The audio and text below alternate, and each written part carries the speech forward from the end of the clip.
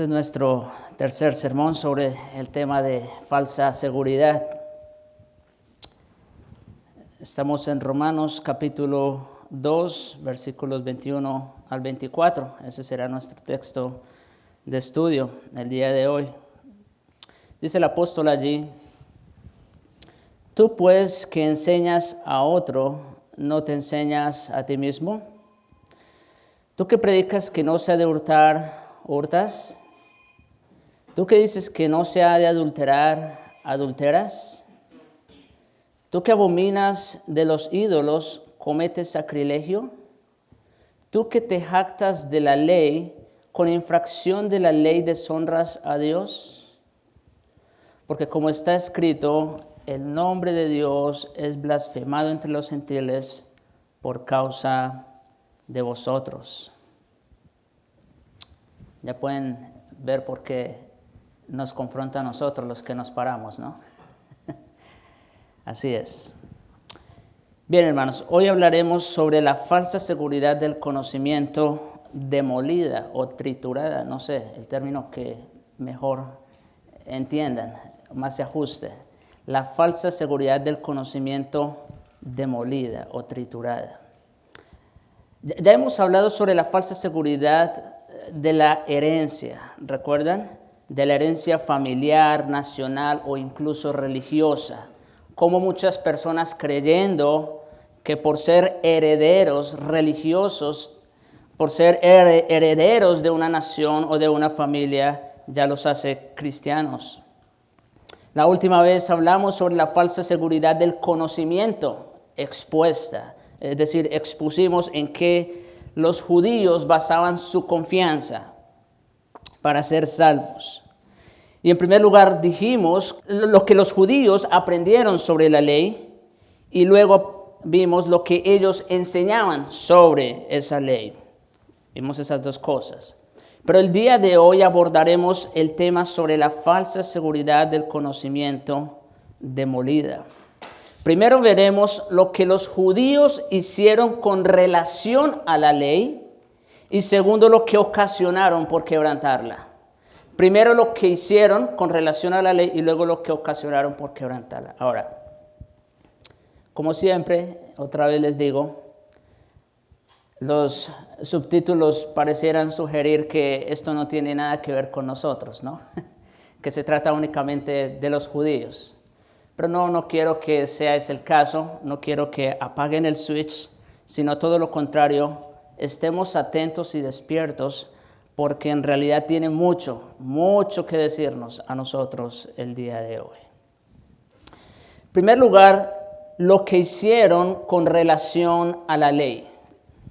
Versículos 21 y 22, otra vez, de Romanos 2. Tú pues que enseñas a otro, ¿no te enseñas a ti mismo? Tú que predicas que no se ha de hurtar, ¿hurtas? Tú que dices que no se ha de adulterar, ¿adulteras? Tú que abominas de los ídolos, ¿cometes sacrilegio? Bien, esta área de seguridad falsa se relacionaba con lo que la mayoría de los judíos hacía en respuesta a la ley que afirmaban conocer y enseñar. Eso fue lo que vimos la última vez, lo que ellos conocieron y enseñaron sobre la ley. Pero ahora este punto tiene que ver lo que ellos hacían en respuesta a ese conocimiento. Pablo insiste en que su comprensión y enseñanza no solamente están muy alejadas de la ley de Dios, sino que ellos mismos la desobedecían. ¿Sí? Es decir, no solamente ellos habían malinterpretado toda la ley de Dios, sino que aparte la desobedecían. Aun cuando enseñaban la verdad, lo hacían con hipocresía. Así como Satanás se disfraza algunas veces como ángel de luz, según 2 Corintios 11:14, ¿no? Los falsos maestros también enseñan la verdad para sus propios fines egoístas y perversos. Satanás se tiene que disfrazar como ángel de luz para que le crean, por supuesto. Si no, nadie le creería si se presentara tal y como es. Y de la misma manera, él utiliza los falsos maestros para enseñar algo que es verdad, pero para sus propios fines.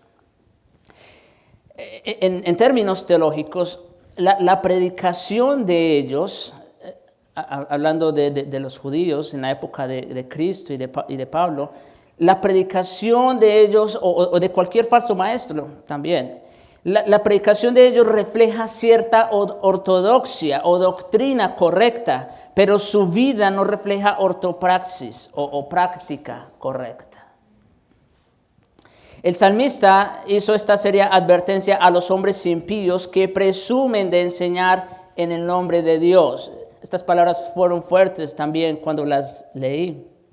Salmo capítulo 50, versículo 16 al 20. Al malo, dijo Dios, escuchen, al malo, dijo Dios, ¿qué tienes tú que hablar de mis leyes y qué tomar mi pacto en tu boca? Pues tú aborreces la corrección y echas a tu espalda mis palabras. Si veías al ladrón, tú corrías con él, y con los adúlteros era tu parte. Tu boca metías en mal y tu lengua componía engaño.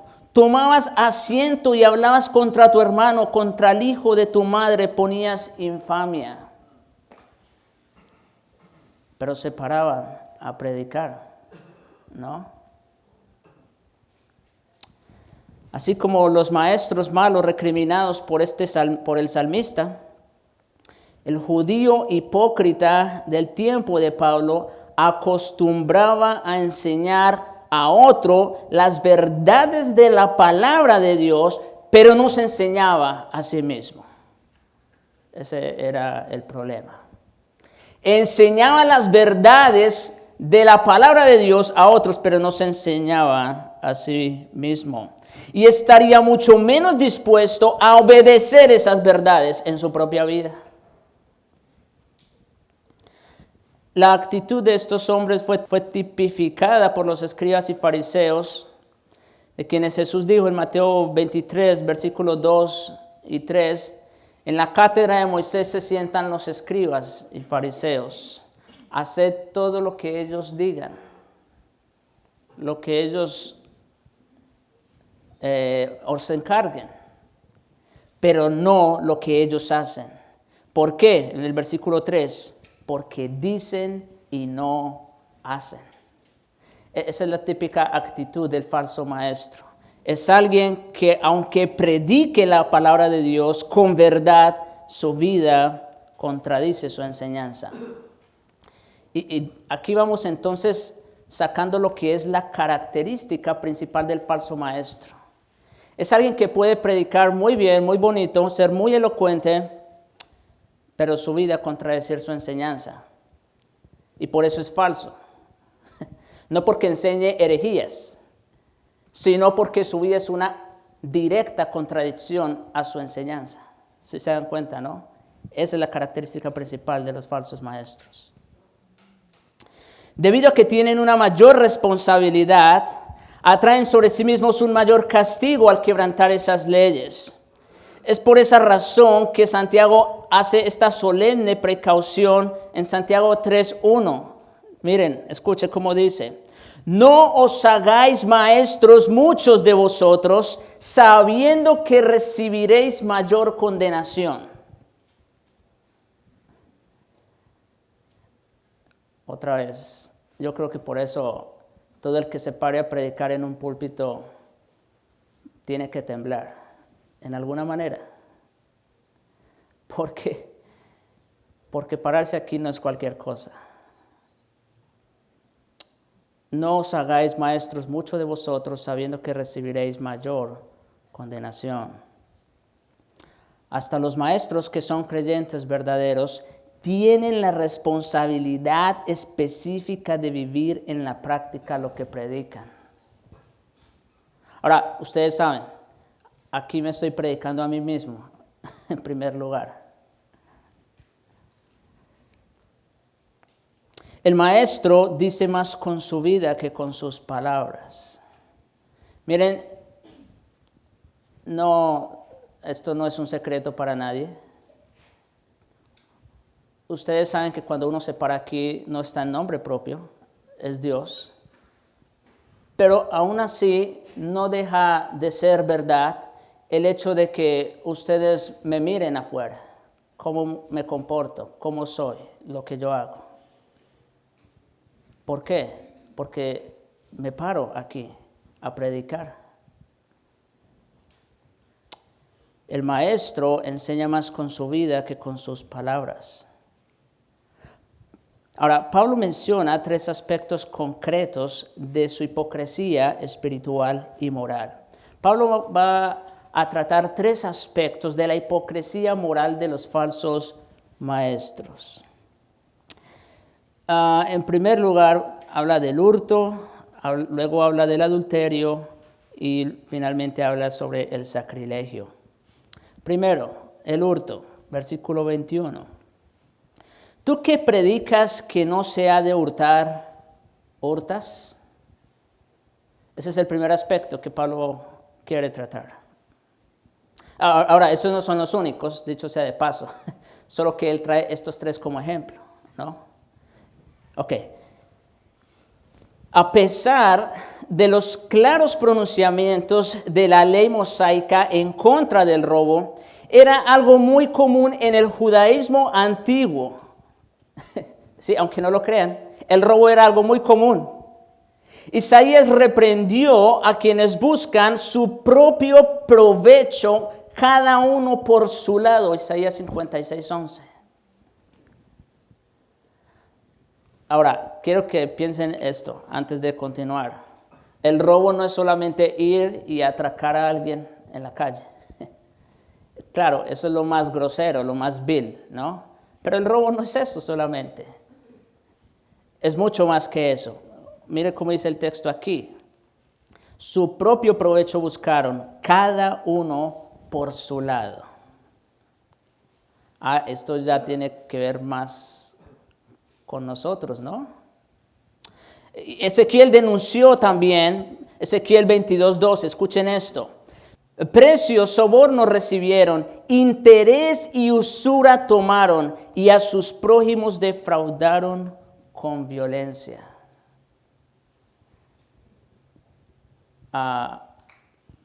Bueno, prestar dinero no está mal, ¿verdad? Menos si es a un hermano que está en necesidad. Pero mire lo que dice. Interés y usura tomaron y a sus prójimos defraudaron con violencia. ¿Se puede robar así? Bueno, sí. Amós capítulo 8, versículo 5. Abriremos los graneros del pan y achicaremos la medida y subiremos el precio y falsearemos con engaño la balanza. Bueno, no sé, pero creo que aquí ninguno tiene tienda, ¿no?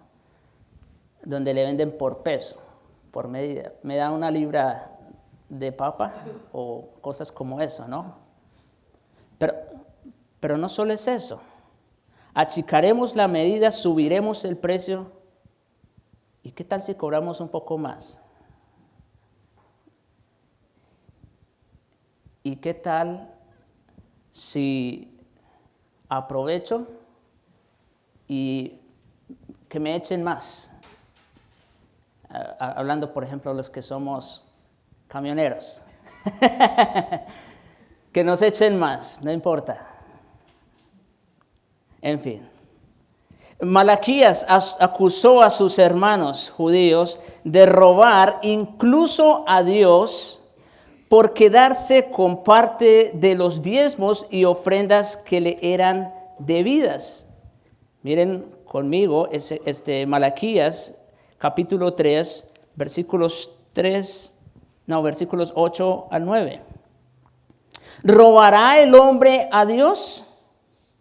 Pues vosotros me habéis robado y dijisteis, ¿en qué te hemos robado? Robar a Dios, pues por favor, Él es el dueño del oro y la plata. ¿Qué podemos quitarle a Dios, no? En vuestros diezmos y ofrendas, dice. Sí podemos robar a Dios. No porque a él le haga falta el dinero, él no ocupa eso. Él es el dueño otra vez del oro y de la plata. El problema está más en nosotros, ¿no? Porque el principio está. Cada uno dé según haya prosperado. Bueno, para que se den cuenta que esto del robo no es solamente algo de afuera, ¿no? Esto nos toca a nosotros también. Cuando Jesús purificó el templo durante la última semana de su ministerio terrenal, censuró a los cambistas de dinero y a los mercaderes de los sacrificios por hacer de la casa de su padre una cueva de ladrones. Eso es en Mateo 21, 13. Cuando muchos judíos venían a la Pascua, venían de lejos, les costaba entonces que venir hasta Jerusalén y allí entonces comprar para el sacrificio. Pues se aprovechaban. Esta gente viene de lejos y no va a tener otra que comprarnos, así que aprovechemos. Esa era la actitud.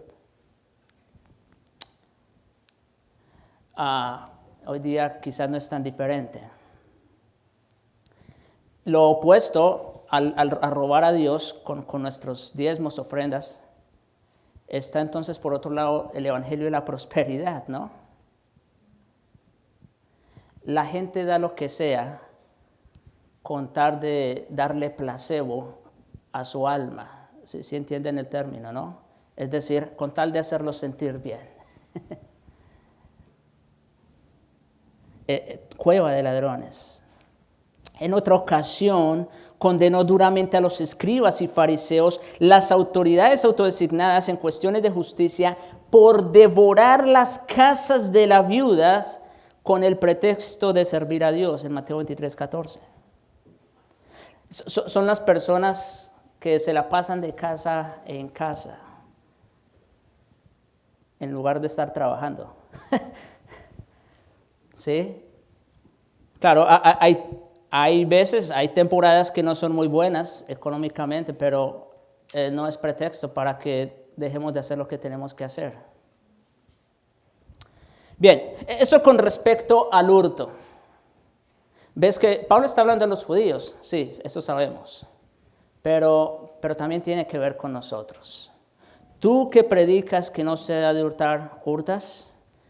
La segunda área de hipocresía se relacionaba con el pecado sexual, versículo 22. Tú que dices que no se ha de adulterar, ¿adulteras? Bueno, ahorita vamos a ver lo mismo que con el caso del hurto. Hurtar no solamente es eso, pero igual adulterar. Adulterar no solamente es estar con alguien más que no es tu esposa.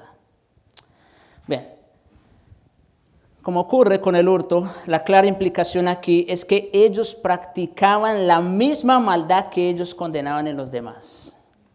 Muchos hombres judíos trataban de sacar partido de la ordenanza mosaica contra el adulterio, divorciándose de sus esposas y casándose con otra mujer a la que se sintieran más atraídos. Es decir, Dios por medio de Moisés mandó dar carta de divorcio, pero como Cristo mismo dice, por la dureza de sus corazones. Es decir, porque había tanta fornicación en Israel que Dios dijo, está bien, denles carta de divorcio, que se separen y pueden volverse a casar.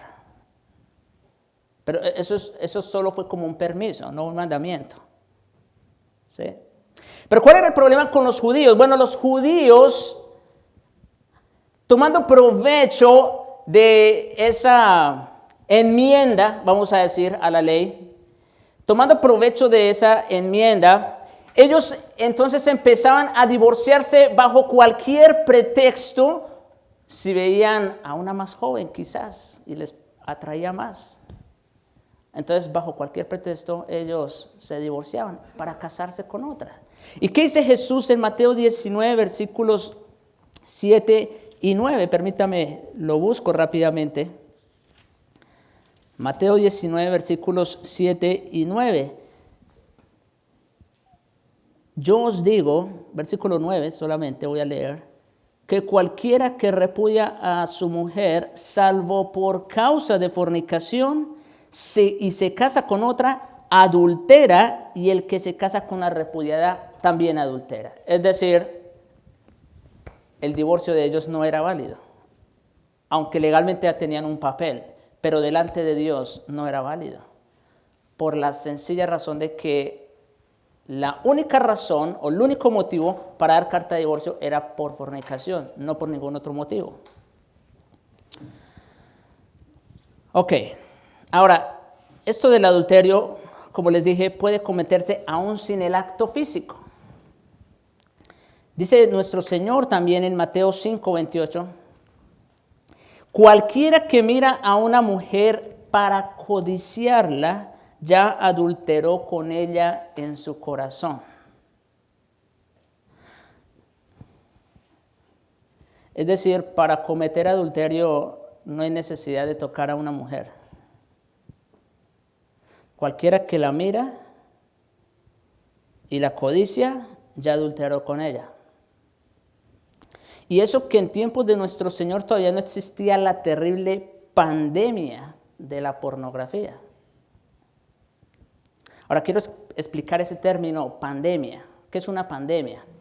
Bueno, una pandemia es una enfermedad que afecta a casi todos los países y a casi toda la población de una región. Eso es una pandemia. Bueno, puede ser la una o puede ser la otra. Puede afectar a muchos países o puede afectar a la mayoría de miembros de una sola región. Ahora, en el caso de la pornografía, yo diría que son las dos. La pornografía es algo que ha afectado a todos los países y a casi toda la población. Esa es la terrible pandemia en medio de la cual nos encontramos. Tan fácil está como al alcance de un teléfono. Con razón nuestro Señor agrega inmediatamente, versículos 29 y 30, lo siguiente. Por tanto, si tu ojo derecho te es ocasión de caer, sácalo y échalo de ti, pues mejor te es que se pierda uno de tus miembros y no que todo tu cuerpo sea echado en el infierno. Y si tu mano derecha te es ocasión de caer, córtala y échala de ti, pues mejor te es que pierda uno de tus miembros y no que todo tu cuerpo sea echado en el infierno. Wow. Yo espero no tener que ver tuertos o mancos el próximo domingo, ¿no?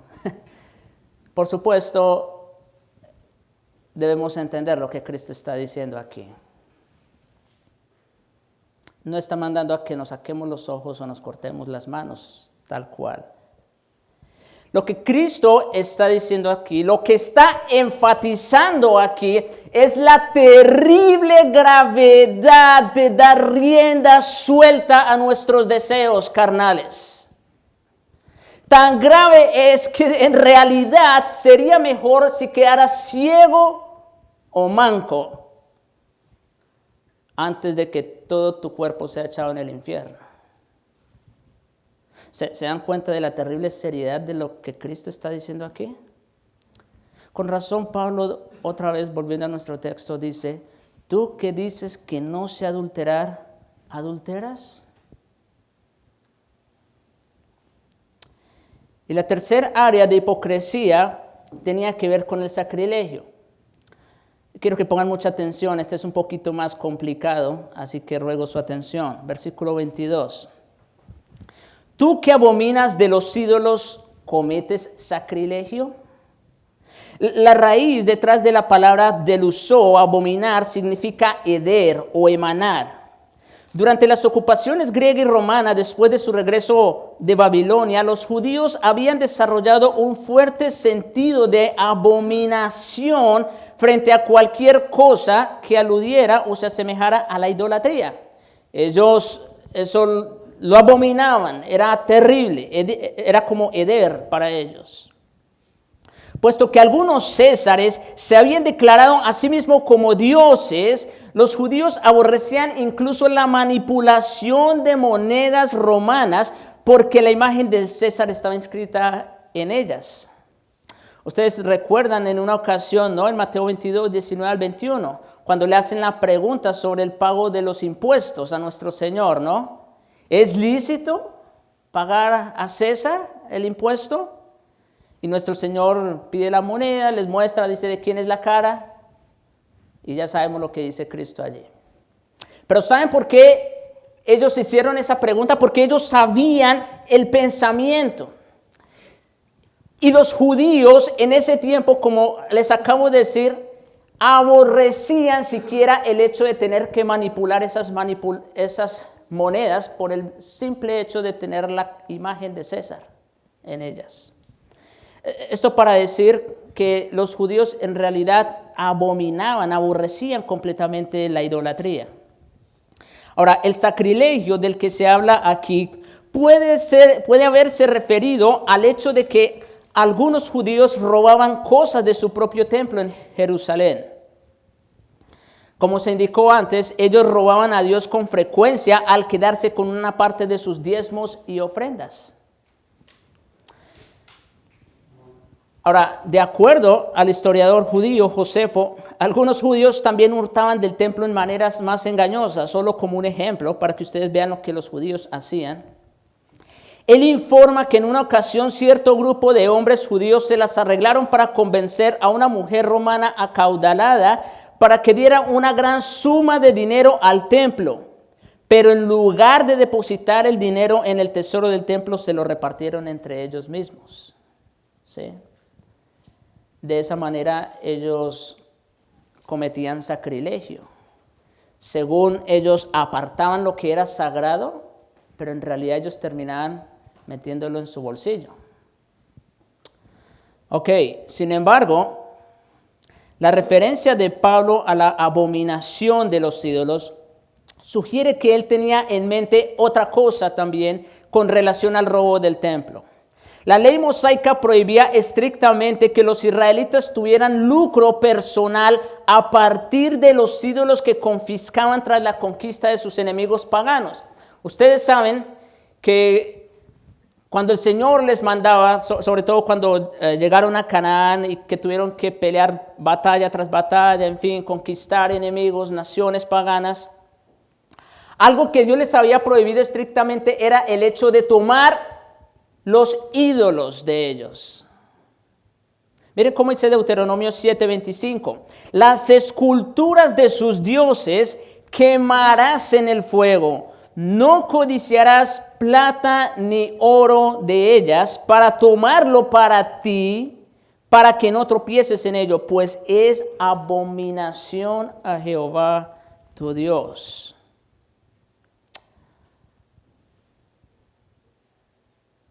Ahora pudiera haber algún Judas aquí decir, no, pero Señor, es demasiado para que se pierda. Con el oro de ese ídolo podemos hacer un montón de cosas. Podemos construir la otra iglesia. Ahorita que estamos en proyecto, ¿no? Podemos ayudar a los necesitados. El Señor mandó no tomar nada de eso. Todo quemarás en el fuego. Aunque para el tiempo del Nuevo Testamento, la nación de Israel hacía mucho tiempo que había dejado de conquistar territorios gentiles, es posible que individuos judíos y villanos se dedicaran a saquear templos paganos por razones puramente mercenarias. La declaración del escribano de Éfeso en el sentido de que Pablo y sus asociados no eran sacrílegos, como dice Hechos 19:37, o asaltantes del templo. Eso significa la palabra sacrílego, porque yo creo que estoy hablando aquí y algunos ni me están entendiendo. La palabra sacrílego significa asaltantes de templos. Eso significa. Entonces, esa afirmación sugiere que no fuera nada de lo común que los judíos resultaran culpables de cometer tales infracciones. Y ellos, según lo hacían por razones de carácter religioso. Es posible que a pesar de la clara prohibición mosaica, los judíos infractores justificaban esos robos pensando que estaban haciéndole un favor a Dios con esos golpes al aire en contra del paganismo. Es decir, muchos judíos, justificando su propia maldad, por supuesto, iban a templos paganos a quitar sus ídolos, según ellos, para evitar la idolatría, pero en realidad lo que ellos estaban haciendo era robando y tomando provecho de eso. Eso es sacrilegio. Creo que ahora está más entendido el concepto, ¿no? Eso era lo que ellos hacían.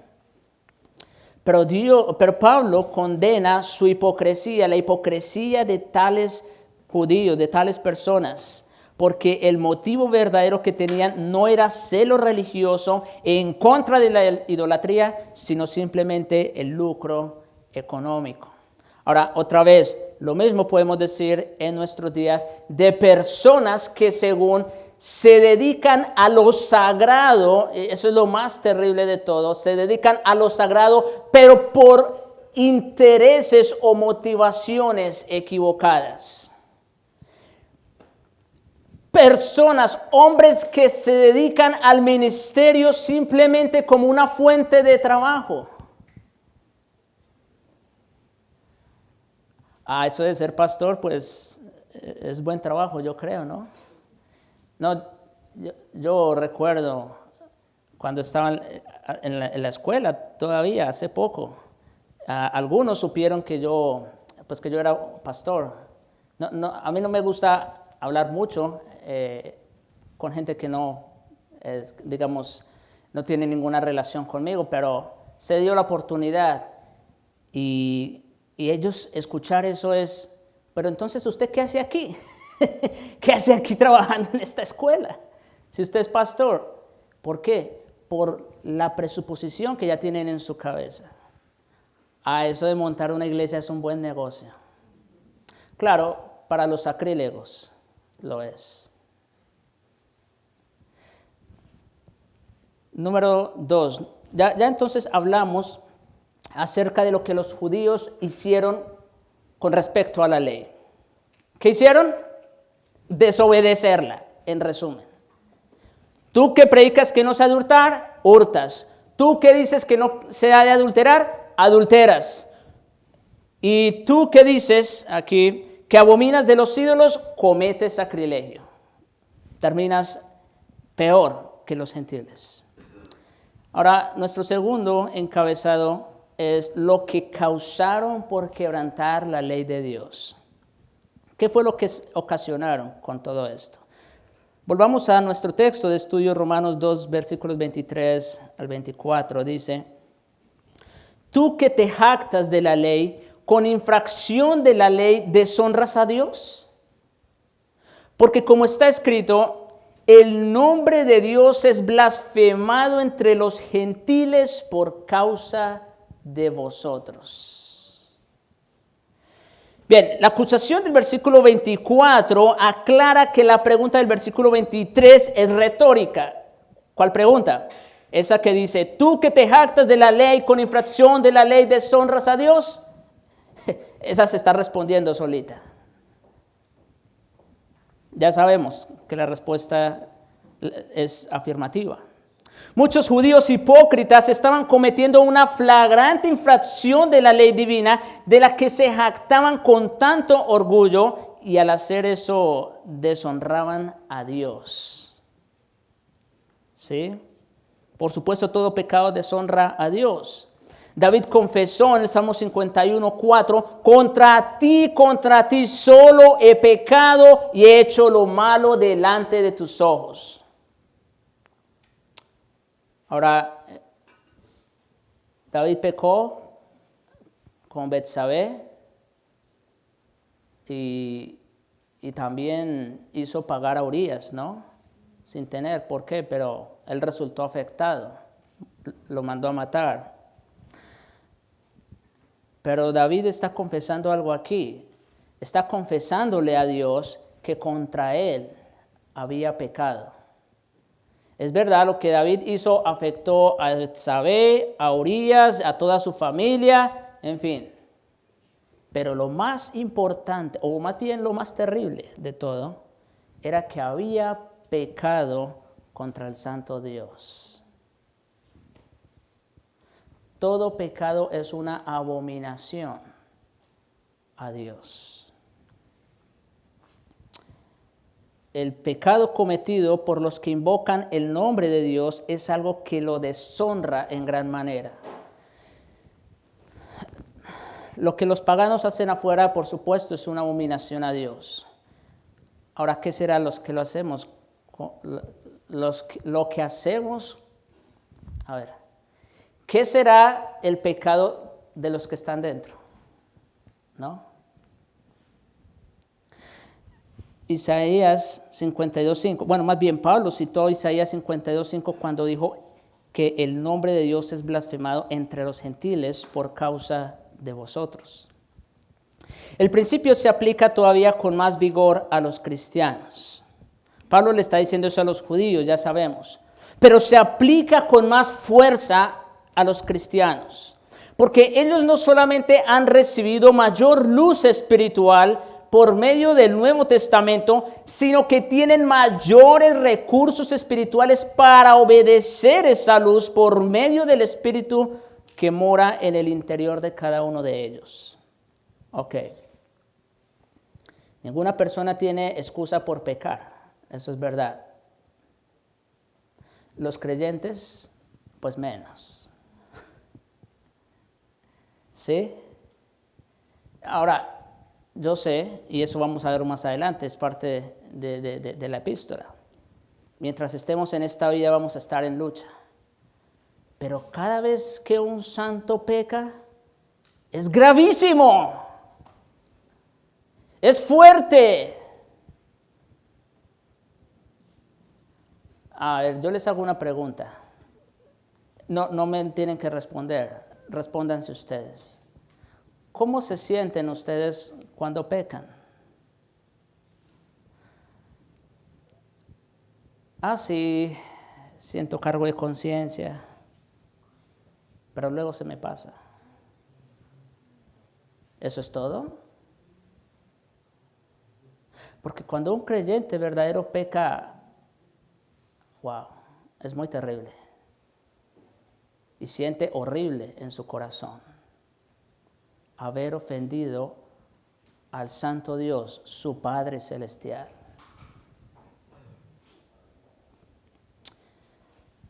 Cuando un creyente cae en pecado, su testimonio se arruina y el nombre de su Señor queda empañado ante el mundo. Los que afirman ser cristianos pero viven en pecado de manera persistente dan muestra de que llevan el nombre de Cristo en vano. Y puesto que no hay diferencia entre su estándar de vida y el del mundo, el nombre del Señor es blasfemado. Les hago otra pregunta. ¿Se parece tu vida, tu estilo de vida a la vida de otras personas afuera? ¿O hay algo que los distingue? Porque si su estilo de vida es semejante a los de afuera, pues fácil. Cristo dijo, por sus frutos los conoceréis. Si te pareces más a los de afuera, pues simplemente eres de afuera, no hay de otra. Y por causa de eso el nombre del Señor es blasfemado. El Señor se lamentó con Ezequiel en estos términos. Miren conmigo Ezequiel 36:17. Dice, Hijo de hombre, mientras la casa de Israel moraba en su tierra, la contaminó. Escuchen. La contaminó, la casa de Israel, con sus caminos y con sus obras, como inmundicia de menstruosa fue su camino delante de mí. Dios se refiere a su pueblo en esos términos. Qué fuerte, ¿no? Como inmundicia de menstruosa fue su camino delante de mí. ¿Cómo son nuestros caminos delante de Dios? ¿Cuál es nuestro testimonio? Porque miren, hermanos, hemos sido puestos por Dios para ser sal y luz en este mundo. ¿Somos sal y luz? ¿Marcamos la diferencia? Otra vez, volvemos al punto, ¿se dan cuenta? ¿Hay alguna diferencia entre nosotros y el mundo? Tiene que haberla. Pero ¿qué cuando nuestras obras no producen el fruto esperado? Cuando los que se conocen por el nombre de Dios pecan abiertamente o son expuestos a la luz pública como llenos de pecado en su vida privada, es en alguna manera entendible que el mundo trate de ridiculizar también a Dios y su palabra. El incrédulo, por decirlo de alguna manera, no tiene razón alguna para arrepentirse de sus pecados y acudir a Dios para ser salvo cuando ve a personas que profesan ser creyentes cometiendo los mismos pecados que ellos o incluso peores. Ahora, yo no estoy justificando a los impíos, por supuesto que no. Ellos van a perecer por su pecado. El punto aquí es nosotros.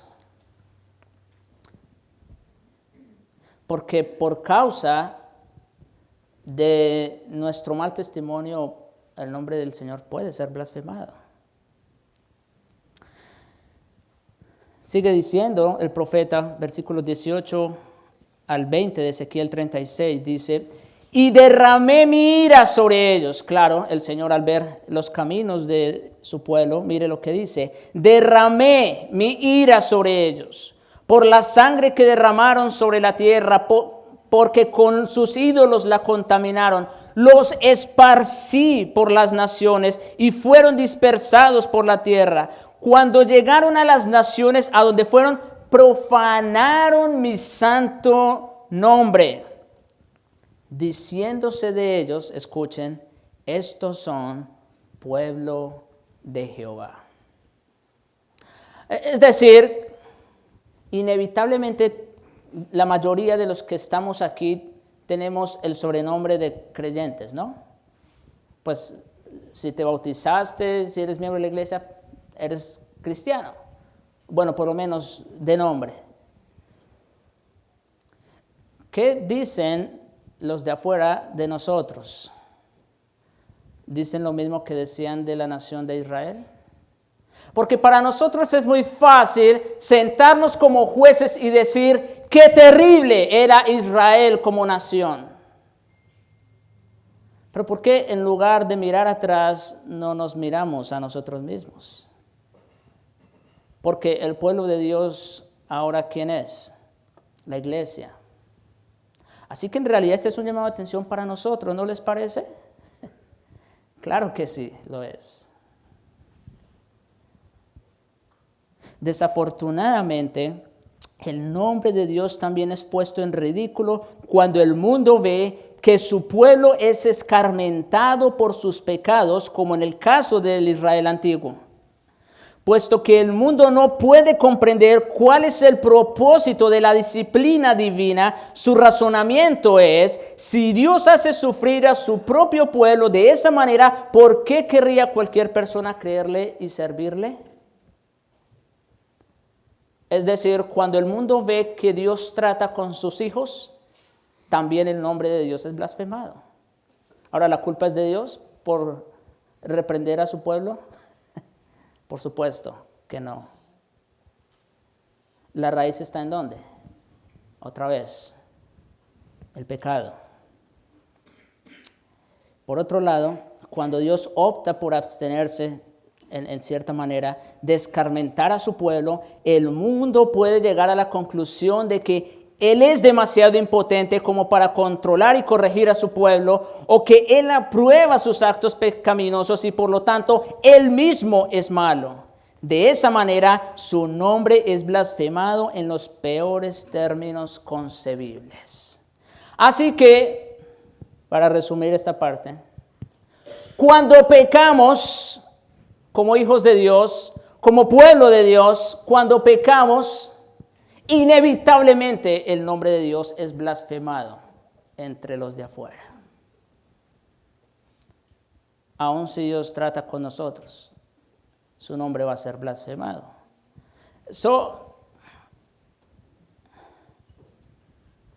¿Qué creen? ¿Qué sería lo mejor entonces? Bueno, claro, no les voy a decir dejen de pecar, porque eso no van a poder, no vamos a poder hacerlo.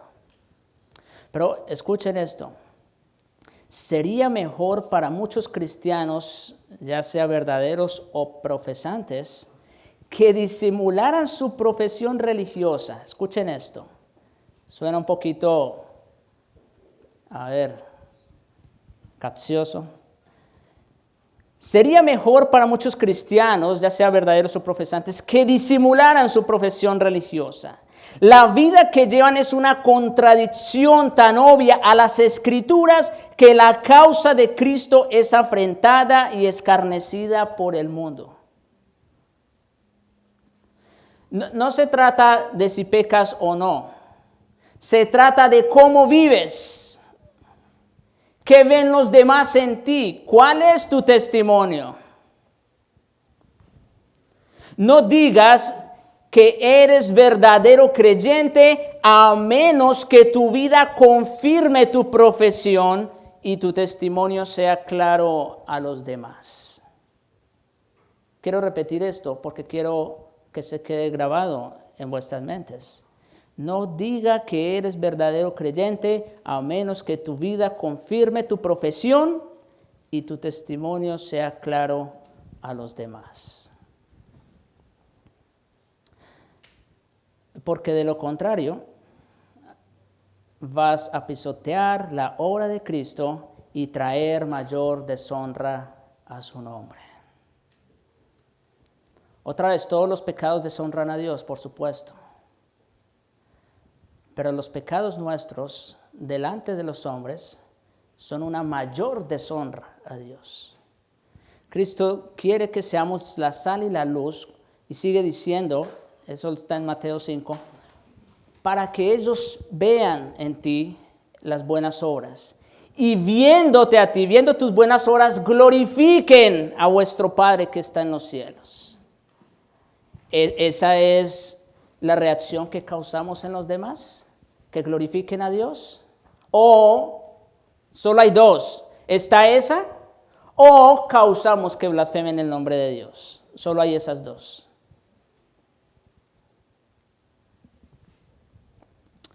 No está fácil, ¿no?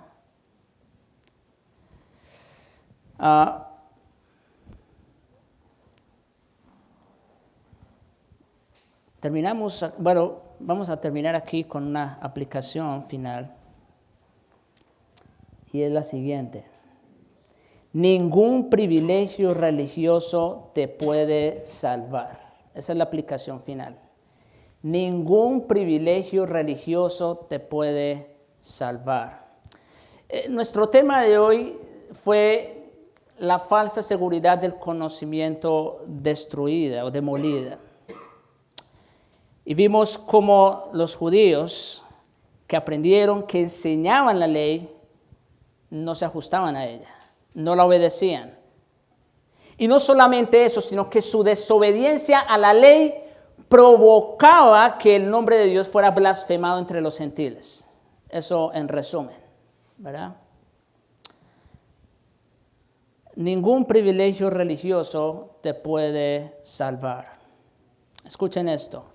Tener sobrenombre de cristiano, como los judíos, conocer las doctrinas de la gracia, como ellos la ley, ser miembro de una iglesia bíblica y participar de sus actividades, como ellos, ser judíos, leer y memorizar la Biblia, ellos memorizaban la ley, e incluso enseñarla, ellos también la enseñaban.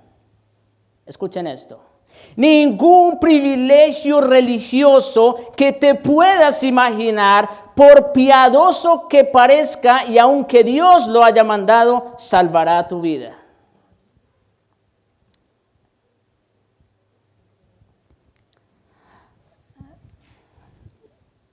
Todavía no he terminado.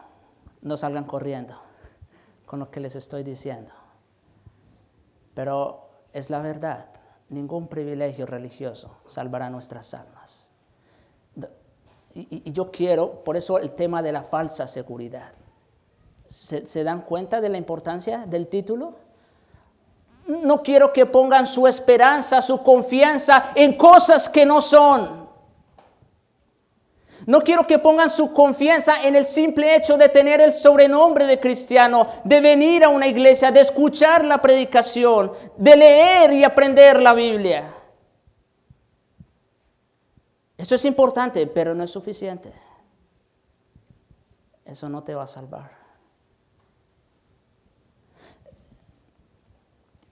Volviendo al texto de la lectura, Mateo 7, 21 al 23, no todo el que me dice Señor, Señor. Muchos me dirán en aquel día, Señor, Señor, en tu nombre. ¿Escucharon eso? En tu nombre hicimos milagros, sacamos demonios, muchas cosas. En tu nombre. No todo el que me dice Señor, Señor, entrará en el reino de los cielos, sino el que hace la voluntad de mi Padre que está en los cielos. ¿Ven la importancia de la pregunta que he traído a lo largo del sermón? ¿Es tu vida coherente con tu confesión? No hay de otra. No hay de otra. Cristo nos conoce mejor que nadie. Ningún privilegio religioso te puede salvar. Solo una vida de fe y obediencia al Señor será nuestra carta de presentación en el día del juicio. Solo una vida de fe y obediencia al Señor será nuestra carta de presentación en el día del juicio. Escuchen cómo concluye nuestro Señor su maravilloso sermón en Mateo capítulo 7, versículos 24 y 25. Cualquiera pues que me oye estas palabras, bueno, todos han escuchado aquí estas palabras. El día de hoy, cuando pases de esa puerta, no vas a tener excusa. Todos ustedes han escuchado estas palabras. Cualquiera pues que me oye estas palabras, y aquí está la diferencia, y las hace. No sean oidores olvidadizos, sino hacedores. Cualquiera pues que me oye estas palabras y las hace. Ahora, aquí viene el punto de conexión, que es lo más importante. Entre escuchar y hacer, falta algo. ¿Sí? Porque yo tampoco quiero que salgan por esa puerta diciendo, el pastor nos dijo que teníamos que hacer esto o aquello. No, ahí están los falsos religiosos. Muchos me dirán en aquel día, no. Entre escuchar y hacer se requiere algo, y es creer. ¿Sí? Creer. Mire cómo sigue diciendo nuestro Señor. Cualquiera pues que me oye estas palabras y las hace, le compararé a un hombre prudente que edificó su casa sobre la roca. Su vida sobre la roca. Descendió la lluvia, vinieron ríos, soplaron vientos, golpearon contra aquella casa y no cayó. Esto refiriéndose al juicio, al último día. Golpearon contra aquella casa y no cayó porque estaba fundada sobre la roca. Aquí lo importante no eres tú. ¿Sí? No es lo que tú piensas, es lo que es. cualquiera que me oye estas palabras y las hace. Pero para hacerlas, aquí está el puente de conexión. Construir su casa sobre la roca. Ya lo he dicho alguna vez, ¿no? Si tú construyes tu vida sobre cualquier otra filosofía, cualquier otra ideología, cualquiera que sea, que no sea Cristo, es arena. ¿Y qué va a pasar en el día del juicio con esa casa o con esa vida? Se la va a llevar. Pero cualquiera que construye sobre la roca permanecerá. Oh amigos y hermanos, solo Cristo, la roca inconmovible, el privilegio más grande y el dador mismo de los privilegios, puede salvar tu alma del infierno. ¿Escucharon eso? Ningún privilegio religioso te puede salvar. Pero Cristo, quien es el mayor privilegio y el dador mismo de todos los privilegios, Él es el único que puede salvar tu alma del infierno. Aquí está el llamado. No esperes más. Ven a Cristo. Oremos.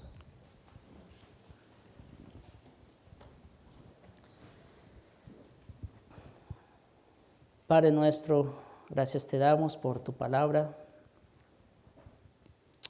viva y eficaz, más cortante que toda espada de dos filos, que penetra, Señor, hasta partir el alma, que discierne los pensamientos y las intenciones de nuestro corazón.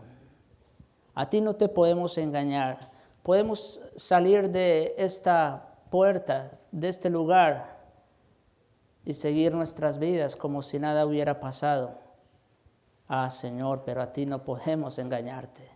Un día tú sacarás toda nuestra vida a la luz. Pero qué mejor es, Señor, que ahora que es el tiempo, ahora, Señor, que estás invitándonos a todos a que creamos en ti, a que confiemos en Cristo. Señor, concédenos el don de la fe para creer en ti.